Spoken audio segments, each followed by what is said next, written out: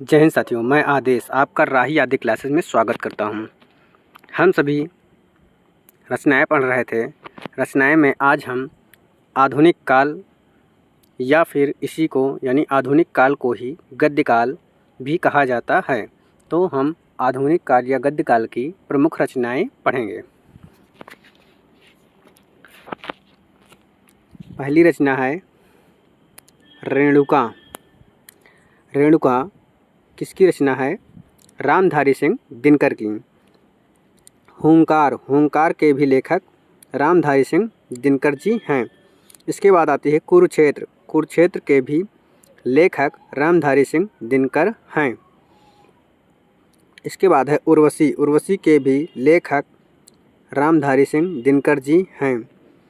फिर आती है रश्मिरथी रचना रामधारी सिंह दिनकर जी की रचना है। इसके बाद हम देखते हैं रसवंती भी रचना रामधारी सिंह दिनकर जी की रचना है। इसके बाद है हारे को हरिनाम भी रचना रामधारी सिंह दिनकर जी की है। परशुराम की प्रतिज्ञा यह रचना भी रामधारी सिंह दिनकर जी की है। फिर आती है रचना नीलकुसुम रचना भी रामधारी सिंह दिनकर जी की है। इसके बाद रचना आती है बापू रचना भी रामधारी सिंह दिनकर जी की है। इसके बाद है आंगन के पार के लेखक अज्ञेय हैं। अज्ञेय जी का पूरा नाम आप सभी को पता है, सचिदानंद वात्स्यायन अज्ञेय।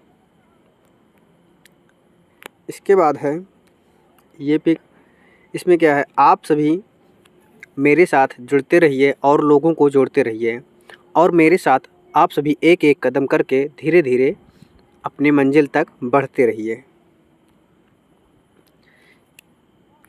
अगली रचना है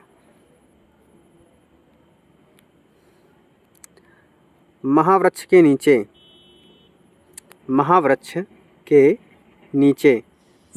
नीचे यह रचना अज्ञेय जी की है। इसके बाद है भग्नदूत के भी लेखक अज्ञेय जी हैं। कितनी नावों में कितनी बार यह रचना भी अज्ञेय जी की है। रक्तचंदन के लेखक नरेंद्र शर्मा जी हैं। कनुप्रिया के लेखक या रचनाकार धर्मवीर भारती हैं। अंधायुग के लेखक धर्मवीर भारती हैं। कनुप्रिया है, अंधायुग है, कितनी नावों में कितनी बार, भग्नदूत, ये सभी इम्पॉर्टेंट रचना है। ठंडा लोहा यह रचना भी इम्पॉर्टेंट है, धर्मवीर भारती की। ठंडा लोहा किसकी रचना है? धर्मवीर भारती की। इसके बाद रचना है ठेले पर हिमालय रचना भी धर्मवीर भारती जी की रचना है। चित्तौड़ का चिता राम कुमार शर्मा जी की रचना है। अंजलि भी राम कुमार शर्मा जी की रचना है। अभिशाप रचना भी राम कुमार शर्मा जी की है। निशीथ रचना भी राम कुमार शर्मा जी की है। जौहर रचना भी राम कुमार शर्मा जी की है। हिमकिरीटनी के लेखक या रचनाकार माखनलाल चतुर्वेदी जी हैं।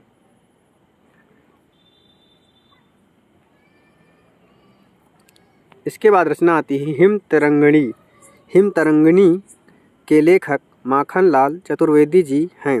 माता के रचनाकार माखनलाल चतुर्वेदी जी हैं। साहित्य देवता के लेखक माखनलाल चतुर्वेदी जी हैं। कृष्णार्जुन युद्ध यह रचना भी माखनलाल चतुर्वेदी जी की है।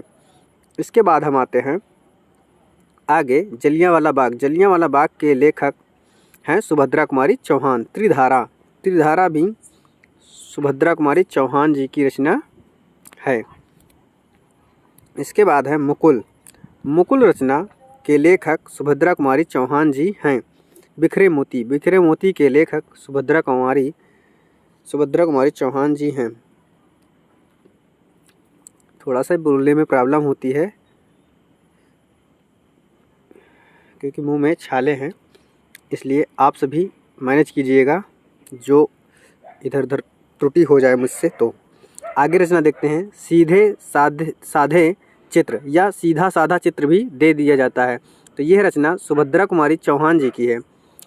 मेरा नया बचपन सुभद्रा कुमारी चौहान जी की रचना है। झांसी की रानी, यह रचना भी सुभद्रा कुमारी चौहान जी की है। मधुबाला और मधुकलश, यह रचना हरबंस राय बच्चन जी की है। हरबंस राय बच्चन अमिताभ बच्चन के पिताजी हैं। इसमें मधुशाला पूछा गया है, मधुबाला भी पूछा गया है। इसके बाद देखते हैं तेरा हार भी हरबंस राय बच्चन जी की रचना है। निशा निमंत्रण, यह रचना भी हरबंस राय बच्चन जी की है। क्या भूलूं क्या याद करूं, यह रचना भी हरबंस राय बच्चन जी की है।